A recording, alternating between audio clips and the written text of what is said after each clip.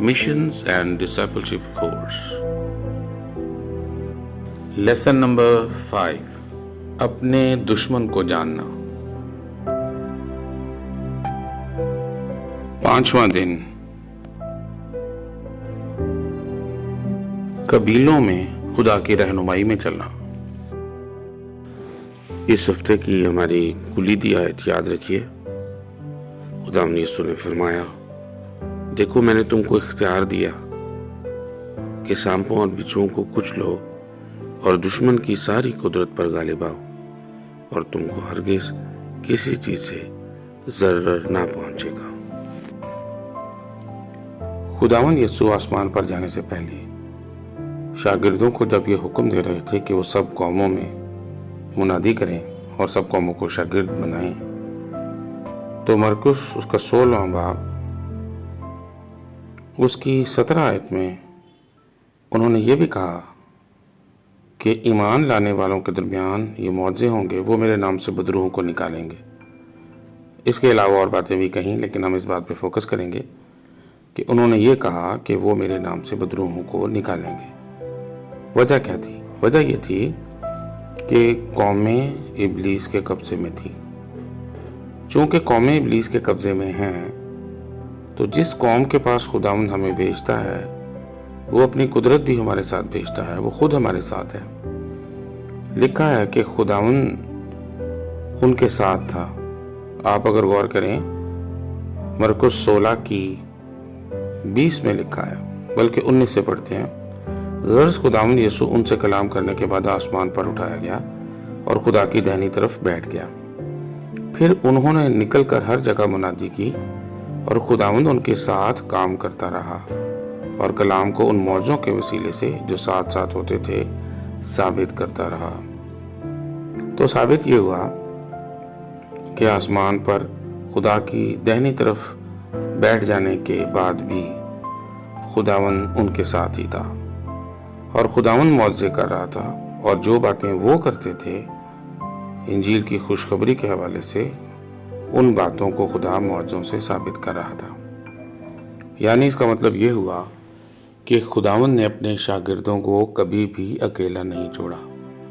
कौमें अगर शैतान की गिरफ्त में हैं, तो ये कौमें खुदा की हैं, और जिस जिस जगह खुदा हमें भेजना चाहता है, हमें खुदा की रहनुमाई और दलेरी में जाना है।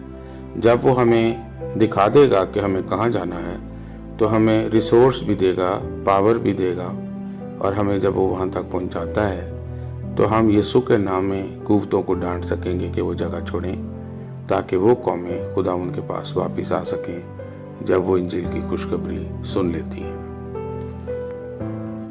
ईमानदारों के लिए बहुत ज़रूरी था कि खुदा यीशु के जी उठने और आसमान पर जाने के बाद और भेद की बातें समझते। आसमानी बाप ने मुकाशवा की किताब में बेटे को बताकर, बेटे ने फरिश्ते को बताकर, फरिश्ते ने यूहन्ना को बताकर, और यूहन्ना ने कलीसिया को बताकर आगाह किया है कि शैतान क्या कर रहा है, कौमों के ऊपर क्या धावा बोले हुए है। अब ज़रा सुनिए। यूहन्ना से कहा गया, आ मैं तुझे उस बड़ी कस्बी की सज़ा दिखाऊं जो बहुत से पानियों पर बैठी है, और जिसके साथ ज़मीन के बादशाहों ने हरामकारी की थी, और ज़मीन के रहने वाले उसकी हरामकारी की मै से मतवाले हो गए थे। आइए देखते हैं मुकाशवा 17 की 15। फिर उसने मुझसे कहा कि जो पानी तूने देखे जिन पर कस्बी बैठी है, वो उम्मतें और घरों और कौमें और अहले ज़बान हैं। इस आयत से हमें पता चलता है कि आसमानी बाप हमें ये दिखा रहा है कि लूसीफर ने एक गिरे हुए फरिश्ते को जिम्मेदारी दी है कि वो कौमों के ऊपर कंट्रोल करे, और गिरा हुआ फरिश्ता एक कस्बी का रूप लेता है ताकि मुल्कों के बादशाहों को, जिम्मेदार लोगों को, हुक्मरानों को हरामकारी में गिराए, यहाँ तक कि कौमों के लोगों को भी हरामकारी में गिराए। आप देख सकते हैं अपने मुल्क में या जिस मुल्क में भी आप हैं कि किस तरीके से ज्यादतियां हो रही हैं, लेकिन इससे डरने की जरूरत नहीं है, क्योंकि आसमानी बाप ने यूहन्ना तक ये खबर पहुंचाई कि आ मैं तुझे उस बड़ी कस्बी की सजा दिखाऊं। क्योंकि कौमें आसमानी बाप की हैं, इसलिए उसने इब्लीस और उसके फरिश्तों के लिए जो गिराए गए सजा मुकर्रर कर रखी है।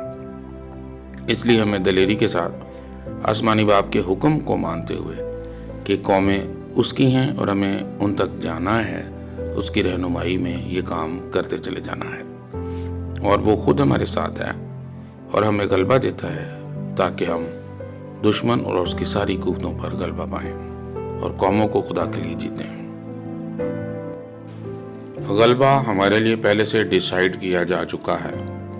मुकाशफा 17 की 14 में यूँ लिखा है, वो बर्रे से लड़ेंगे और बर्रा उन पर गालिब आएगा, क्योंकि वो खुदावंदों का खुदावंद और बादशाहों का बादशाह है, और जो बुलाए हुए और बरगुज़ीदा और वफादार उसके साथ हैं वो भी गालिब आएंगे। गलबा अनाउंस हो चुका है, सिर्फ अपना हिस्सा डालिए, खुदा की आवाज़ सुनकर ताबेदारी कीजिए और कोशिश करके कौमों को खुदा के लिए जीत लीजिए, ताकि आसमान पर आपकी कोशिश से तालियां बजाई जाएं और आप सितारों की माने हमेशा चमकते रहें। खुदा आपको बरकत दे। आज का सवाल, आज के सबक से आपने क्या सीखा?